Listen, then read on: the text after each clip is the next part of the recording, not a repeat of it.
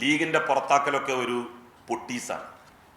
നിങ്ങൾക്ക് ഓർമ്മയില്ല, കത്തുവ ഉന്നവ ഫണ്ടുമായി ബന്ധപ്പെട്ട വിവാദം കത്തി നിന്ന സമയത്താണ് CK സുബൈറിനെ, മുസ്ലിം യൂത്ത് ലീഗിൻ്റെ അഖിലേന്ത്യാ നേതാവായിരുന്നു CK സുബൈറിനെ പുറത്താക്കി. ഇപ്പൊ സുബൈർ പുറത്താണോ അകത്താണോ? പുറത്താക്കിയത് എന്തിനാണെന്നും നമ്മൾ അറിഞ്ഞിട്ടില്ല. പിന്നെ അദ്ദേഹത്തെ അകത്താക്കിയത് എന്തിനാണെന്നും നമ്മൾ അറിഞ്ഞിട്ടില്ല. ലീഗിൻ്റെ പുറത്താക്കലിന് പുല്ലുവിലയെ ലീഗിൻ്റെ പ്രവർത്തകന്മാർ കൽപ്പിക്കൂ. കാരണം ഈ സാമ്പത്തിക തട്ടിപ്പുകാരുടെ നേർക്ക് വിരൽ ചൂണ്ടാൻ മുസ്ലിം ലീഗിൻ്റെ നേതൃത്വത്തിന് എന്താണ് കഴിയാത്തത്? അവർക്ക് പൊള്ളും. ഈ പണം അവരുടെയൊക്കെ കയ്യിലാണോ ഏൽപ്പിച്ചിട്ടുള്ളത് എന്നുള്ളത് TP ഹാരിസിനെ ചോദ്യം ചെയ്താലല്ലേ നമുക്കറിയാൻ വേണ്ടി പറ്റൂ. എപ്പോഴാണ് പുറത്താക്കുന്നത്? ഇതൊക്കെ നേരത്തെ തന്നെ അറിയാമായിരുന്നല്ലോ. ജില്ലാ പഞ്ചായത്തിൻ്റെ വൈസ് പ്രസിഡന്റ്, മുസ്ലിം ലീഗിൻ്റെ ജില്ലാ വൈസ് പ്രസിഡന്റ് ഇസ്മായിൽ മൂത്തേടം, അദ്ദേഹം എടക്കര ബാങ്ക് ശാഖയിൽ നിന്ന് എത്ര ലക്ഷക്കണക്കിന് രൂപയാണ് തട്ടിപ്പ് നടത്തി എന്നുള്ള ആക്ഷേപം പുറത്തു വന്നിരിക്കുന്നത്. അദ്ദേഹത്തിനെതിരായി വല്ല നടപടിയും എടുത്തോ? തൻ്റെ സാമ്പത്തിക ബാധ്യത തീർക്കാൻ ഭീമമായിട്ടുള്ള ഒരു സംഖ്യ അദ്ദേഹം പല ബാങ്കുകളിലും അടച്ചിട്ടുണ്ട്. എടക്കര ബാങ്കിൽ അടച്ചിട്ടുണ്ട്. എവിടെ നിന്ന് കിട്ടിയ ആ പണം അന്വേഷിച്ചിട്ടുണ്ടോ? ജില്ലാ പഞ്ചായത്ത് പ്രസിഡന്റിന്റെ ഭർത്താവിനെ സാമ്പത്തിക ക്രമക്കേട് നടത്തിയതിന്റെ പേരിൽ ഒരു ബാങ്കിൽ നിന്ന് പിടികൂടി. മുസ്ലിം ലീഗിന്റെ ജില്ലാ പഞ്ചായത്ത് പ്രസിഡന്റിന്റെ ഭർത്താവിനെയാണ് പിടികൂടിയത്. എന്താണ് ഒരു രാഷ്ട്രീയ പാർട്ടിയിൽപ്പെടുന്ന ആളുകൾ മാത്രം ഇത്യാദി കേസുകളിൽ ഒരു ജില്ലയിൽ ഇത്രയധികം പിടിക്കപ്പെടുന്നത്? UDF-ലാണെങ്കിൽ കോൺഗ്രസും UDF-ന് നേതൃത്വം നൽകുന്ന പാർട്ടിയല്ലേ. കോൺഗ്രസിൽ അങ്ങനെ ജില്ലാ പഞ്ചായത്ത് അംഗം ഇങ്ങനെ ഒരു ബിസിനസ് നടത്തി എന്ന് പറഞ്ഞ് ആരെങ്കിലും ആക്ഷേപം ഉന്നയിച്ചിട്ടുണ്ടോ? നമ്മളുടെ ജില്ലയിൽ സാമ്പത്തിക തട്ടിപ്പ് വ്യാപകമാവുകയാണ്. അതിനെ മുസ്ലിം ലീഗ് വെള്ളവും വളവും കൊടുത്ത് പ്രോത്സാഹിപ്പിക്കുന്നു. ഒരു തരത്തിലുള്ള ഇടപെടലും ലീഗ് നേതൃത്വം ഇടപെടുന്നില്ല. കാരണം ഒരു വിരൽ ആർക്കെ എതിരെയെങ്കിലും ചൂണ്ടിയാൽ 4 വിരല് അവർക്കെതിരെയാണ് ചൂണ്ടുന്നത് എന്നവർക്കറിയാം. അതുകൊണ്ടാണ് അവരിതിനെ ചോദ്യം ചെയ്യാത്തത്.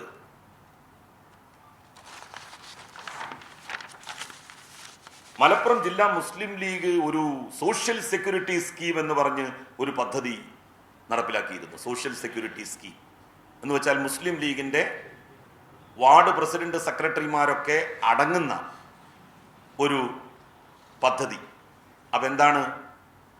2000 രൂപ എല്ലാവരുടെ അടുത്തും വാങ്ങുക, എന്നിട്ട് അവർ മരിച്ചാൽ 2 ലക്ഷം രൂപ, പരിക്ക് പറ്റിയാൽ 50,000 രൂപ, ഇതൊക്കെ കൊടുക്കുക. അങ്ങനെ ഒരു സോഷ്യൽ സെക്യൂരിറ്റി സ്കീം അത് പ്രഖ്യാപിച്ചു. അതിൻ്റെ മുഖപേജാണ് ഇത്. ഞാൻ വെറുതെ പറയുന്നതല്ല, അതിൻ്റെ മുഖപേജാണ് ഇത്. സോഷ്യൽ സെക്യൂരിറ്റി സ്കീം, ലീഗ് പ്രഖ്യാപിച്ച സോഷ്യൽ സെക്യൂരിറ്റി സ്കീം. ആ സ്കീമിൻ്റെ ഇപ്പോഴത്തെ അവസ്ഥ എന്താ? ഏത് ബാങ്കിലാണ് സോഷ്യൽ സെക്യൂരിറ്റി സ്കീമിൻ്റെ പണം നിക്ഷേപിച്ചിട്ടുള്ളത്? ഏത് ഇൻഷുറൻസ് കമ്പനിയുമായിട്ടാണ് മുസ്ലിം ലീഗിൻ്റെ നേതൃത്വം ഒപ്പുവെച്ചിട്ടുള്ളത്, കരാർ ചെയ്തിട്ടുള്ളത്? മറ്റുള്ളവരെ പറ്റിക്കുന്നത് നമുക്ക് മനസ്സിലാക്കാം. സ്വന്തം പാർട്ടിയുടെ വാർഡ് ഭാരവാഹികളെ പറ്റിക്കുന്ന പാർട്ടി ലീഗല്ലാതെ മറ്റേത് പാർട്ടിയാണ്? അപ്പൊ ആരും അതിനെതിരായിട്ടൊന്നും ശബ്ദിക്കില്ല. കാരണം 2000 രൂപയല്ലേ, അത് പോവുകയാണെങ്കിൽ പോയിക്കോട്ടെ എന്ന് പറഞ്ഞു നിൽക്കും. അപ്പൊ സോഷ്യൽ സെക്യൂരിറ്റി സ്കീമിനെ കുറിച്ച് വിശദീകരിക്കേണ്ട ചുമതല മുസ്ലിം ലീഗിന്റെ നേതൃത്വത്തിനുണ്ട്. ഈ സമയത്താണ് വയനാട് പുനരധിവാസവുമായി ബന്ധപ്പെട്ട പ്രശ്നങ്ങൾ വരുന്നത്.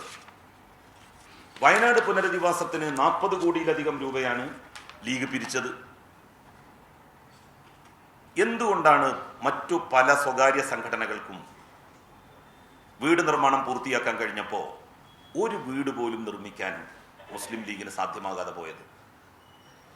അവർ സ്ഥലം വാങ്ങിയിട്ട് 3 മാസം കഴിഞ്ഞു. എൻ്റെ അടുത്തുണ്ട് സ്ഥലം വാങ്ങിയ ഡേറ്റ്. 5 പേരിൽ നിന്ന് മുസ്ലിം ലീഗിൻ്റെ സംസ്ഥാന അധ്യക്ഷന്റെ പേരിൽ സ്ഥലം വാങ്ങിയിട്ടുള്ള അതിൻ്റെ കോപ്പി എൻ്റെ കയ്യിലുണ്ട്. 5 ആധാരത്തിൻ്റെ ഫുൾ കോപ്പിയാണിത്. എന്നാണ് രജിസ്ട്രേഷൻ നടക്കുന്നത്? രജിസ്ട്രേഷൻ നടക്കുന്ന ഡേറ്റ്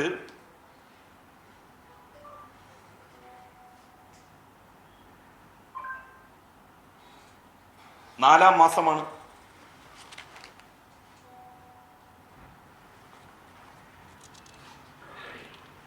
ഇരുപത്തിയേഴ് 5/2025 5-ാം മാസമാണ് നടക്കുന്നത്.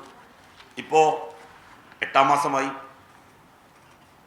ഇതുവരെയും എന്തുകൊണ്ടാണ് പ്രൈവറ്റായിട്ട് വാങ്ങിയിട്ടുള്ള സ്ഥലത്ത് ഒരു വീടിന്റെ തറക്കല്ലിടാൻ വേണ്ടി പറ്റാത്തത്? 1.25 ലക്ഷത്തോളം രൂപ സെന്റിന് തോട്ടഭൂമിയാണ് വാങ്ങിയിട്ടുള്ളത് എന്നാണ് പറയുന്നത്. അതിൽ നല്ലൊരു ശതമാനം തോട്ടഭൂമിയാണ് എന്നാണ് കേൾക്കുന്നത്. എന്തിലും കമ്മീഷൻ അടിക്കുക എന്നുള്ളത് ഇവരുടെ ഒരു പതിവായി മാറിയിരിക്കുന്നു.